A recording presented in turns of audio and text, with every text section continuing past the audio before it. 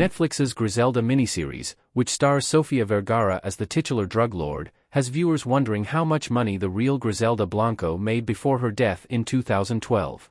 Co-written by Doug Moreau, the creator and executive producer of Netflix's Narcos, Griselda chronicles the eponymous character's transformation into one of Colombia's most notorious drug lords. Initially, Griselda enters the drug business in order to support her family, but, as the biographical crime drama portrays, the trade's lucrative nature proves to be an incredibly seductive, ensnaring business.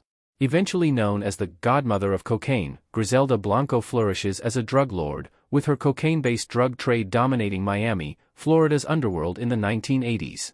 From arrests to murders and abductions, Griselda depicts the brutal nature of its titular figure's line of work across 6 propulsive episodes.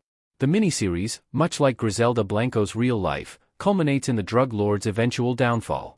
However, before the deception and paranoia dethroned the so-called godmother of cocaine, Griselda Blanco amassed a fortune from her drug trade enterprise, cementing herself as one of Colombia's most infamous narcos.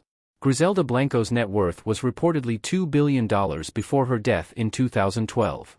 It's no secret that the world of illegal drug trading can transform the head of criminal syndicates into billionaires. From American gangster Al Capone, who smuggled alcohol during the Prohibition era, to Pablo Escobar, the head of the Medellin cartel, illegal activities have long yielded shockingly lucrative results.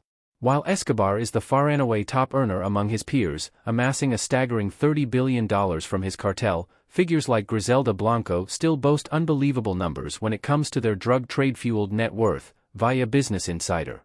In fact, Blanco was reportedly worth $2 billion before her death in 2012. That makes her even more successful than Capone, whose net worth was roughly $1.3 billion, but lands her just shy of Medellin cartel co-founder Carlos Letter's $2.7 billion. Despite her years of involvement in illicit activities, Blanco managed to evade the law, reigning supreme from the 1970s through the early 2000s.